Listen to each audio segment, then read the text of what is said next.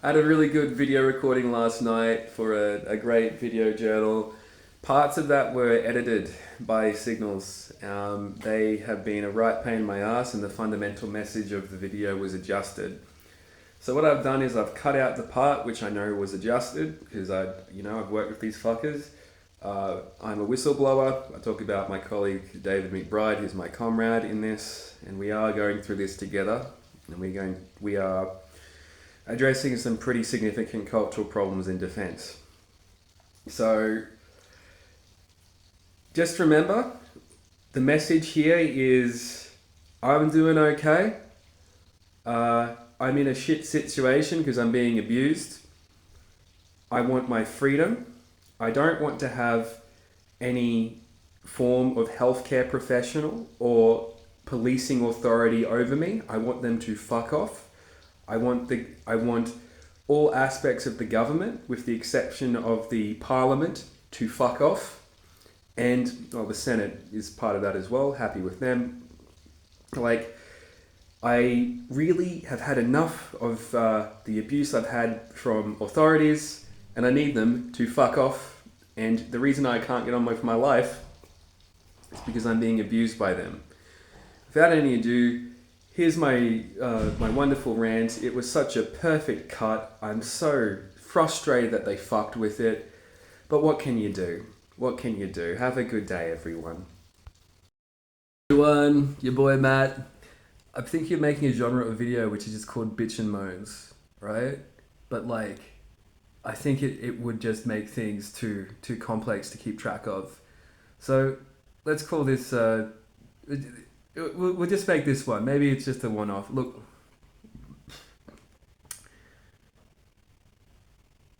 I look at David McBride and I really do see him and I doing similar work. Okay, I'm currently living in this homeless shelter where everyone is ready to knife each other. I was just talking to a gentleman, we walked down the street a little bit, he gave me a pseudonym of a name.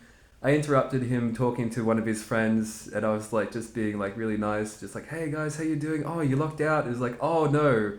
Oh, I think they're doing a drug deal. Oh, whoops, shouldn't have done that. But anyway, him and I had a good chat. We talked about the in and outs of not having knives go in and out of you, and I cracked some jokes. We get along. I get along with these people. Remember, I'm a behavior therapist by trade, so I understand all the mental illnesses I'm seeing around me. I understand the behaviors around me. I literally train people to work with this population of people.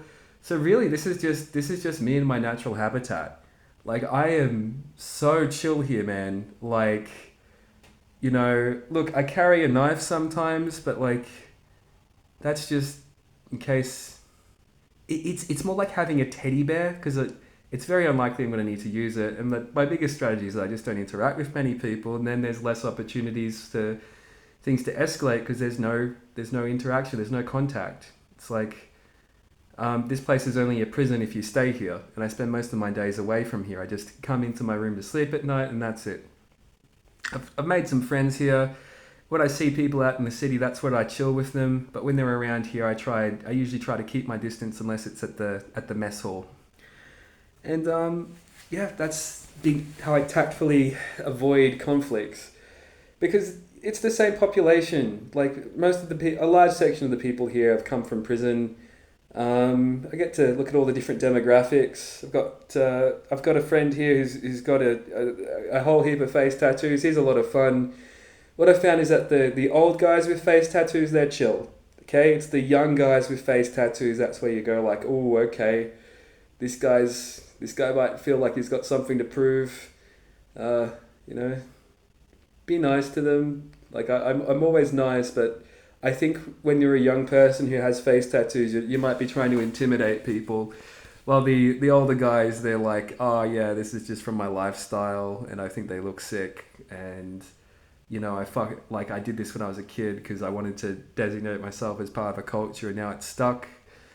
I don't think a lot of people with face tattoos make it to old age. I think a lot of them just overdose on heroin, but the ones I've found have been pretty chill. So yeah, if you're chill with people, they're chill with you.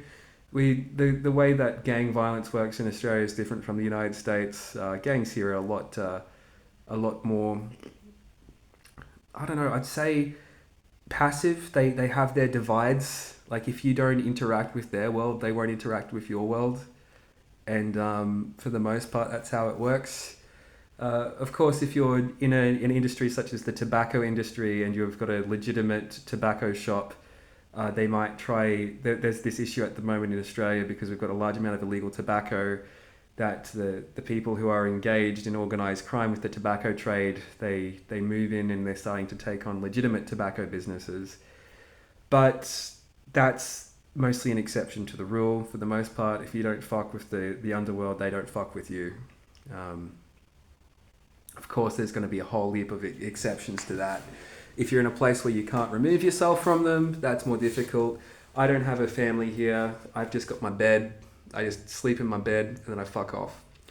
But I really am in a similar situation to my fellow whistleblower, David McBride. David McBride, what he did is that he leaked documents describing war crimes committed by the Australian SAS and the cover-ups which were involved in that. And because he did this, the government decided they didn't like him and they put him in prison. And so he's just a stone's throw away from me. I think it's in the Alexander Minucci Centre. That's the prison here in Canberra, and he's in there for at least the next year. I think he's already done a year or so. I've had a similar experience with what I'm dealing with. I have all kinds of strange legal situations. My phone's constantly monitored. I'm always watched, and it's very disconcerting. It means that I haven't been able to have learning how to navigate that space has been difficult, and during that time I've developed a dependency on alcohol. So every time I go to a social event, it's now a set for a reality TV show, and that's very disconcerting. Everything I do is now a performance.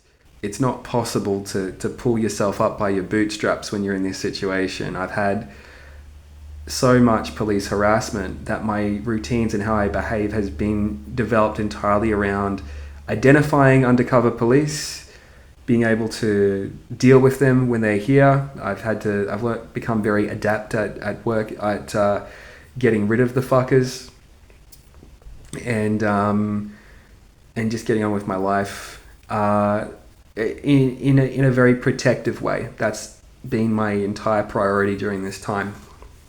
And so people who look at me and they say, "Hey Matt, you're not doing a lot, you look kind of shit, we think you're a bit of a loser." Well, no, I'm not. Like, I've done this incredible thing using the resources I have. What you've seen is what the abuse by the state looks like, and it's a tour. It's happened right in front of you, and to my great frustration, it's taken a very long time for me to work my way through it. And the public, sometimes I very much love the public, but I am disappointed that it's taken so long, and it seems to have all been driven by my effort for me to get my liberation, which I think will be happening soon. But it has been pretty bloody terrifying. So that's why I'm like this. This is not the result of my behavior. This is the result of me adjusting to truly terrible circumstances. I'm only a loser in the sense that I have everything stolen from me.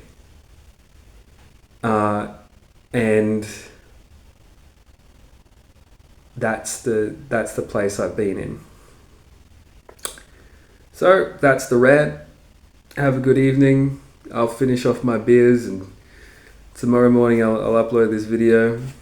Have a good one.